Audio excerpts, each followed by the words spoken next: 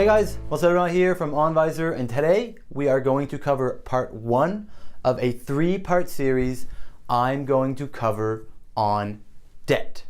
And more specifically, considering paying off debt compared to investing. Now this is very, very popular and even I would say heated debate, and both sides have valid points, which is why this is so confusing. If you Google pay debt versus invest, you're gonna have a huge amount of articles and opinions on what you should do and why. And most of it's like, oh well, you make more money investing, so invest and pay your debt, and paying debt is, it affects your cash flow, so pay your debt first and then invest later. At the end of the day, both of these are good. I think most people will agree that both of these are things we want to do. What we want to realize is, which one should we do first?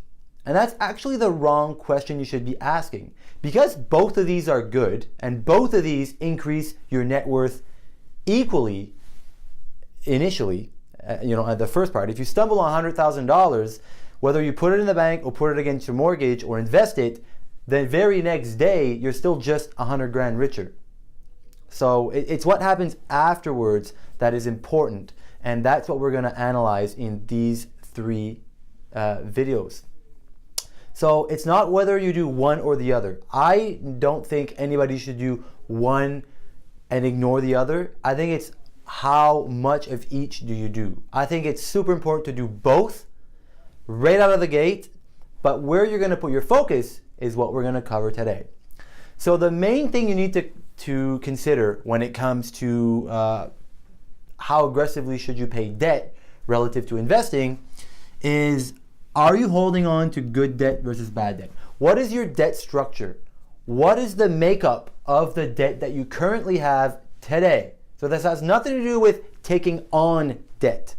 It has nothing to do with future debt. This is about the debt you have now that you have to take care of. Okay? Let's be clear on that. So good debt versus bad debt.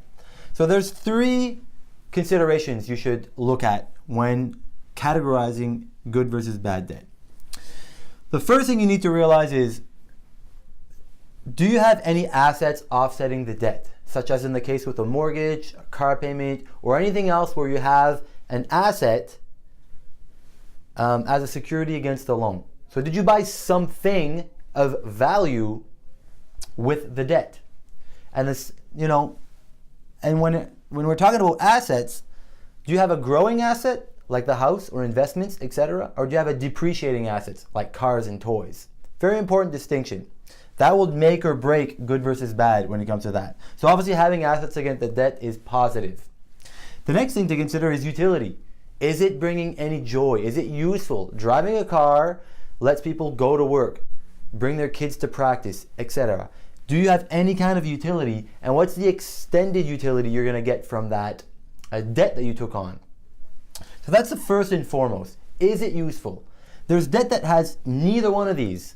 That would be the bad debt. If you have debt because you went to Jamaica twice in the last 5 years, or just you have a line of credit that's maxed out and you have no idea why, just because Amazon got the best of you, that's bad debt. Mortgage, car payments, not so bad debt. Another one that's kind of in between is student debt. Where does that one fall? Well, student debt, because you've already taken it and you already have the piece of paper on the wall, I would consider bad debt. It was good to take on. It was a good idea to take it because you probably have a better job, or that was the idea anyways, but now you're stuck with that debt and you have the piece of paper and it's on you to do something with it.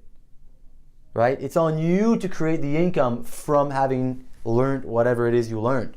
So because it's no longer bringing any more utility than the piece of paper you received, and it has no real assets other than the income that you have to go get, falls into the bad debt category.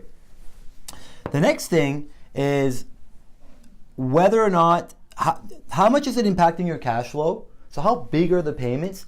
How weighed down are you by these? And how long do you expect to be weighed down by this? So is it actually preventing you from investing or saving or paying off other debts? what's the arrangement between you and the person, the borrower, and how much is it choking you out financially? And the last one is, what's the interest cost of the debt that you're carrying versus your expected rate of return if you invested that same money, right? And that's like most people focus on this one. I think this is the least important one of the three categories, because you don't really control these that much. Your interest cost can change. So will your expected rates of return, or your real rates of returns that you actually produce for yourself. So interest costs, are you paying super high interest costs relative to what you can expect to earn investing in the markets? So good debt has assets and utility. Bad debt doesn't. Good debt doesn't influence your cash flow. A perfect example is the mortgage. You either have to pay your mortgage or rent. If they're comparable in cost, hey, it has zero to no impact on your cash flow.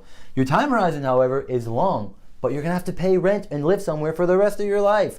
So again, no impact. So you have to consider that. Lastly, bad debt also has higher interest costs compared to your expected rate of return. So you kind of have to do a matrix here and a rundown of all these three factors to figure out which of the debt you have is good debt versus bad debt. So the only time I think people should focus on paying debt first is when you have bad debt. You should clear the bad debt out of the way before you focus too much on investing. Because as you've seen, it can actually impact your whole financial picture for a long time if you don't take the appropriate steps soon enough or fast enough. So again, I encourage people to do both, but if you have bad debt on the books, get rid of that debt. The good debt can probably stay on the books a little bit longer while you focus on investing. So stay tuned for part 2 of our 3-part debt series, where we talk about 2 strategies you can use to actually pay off that bad debt and help you focus, get the ball rolling on investing sooner than later. See you guys next week. Cheers.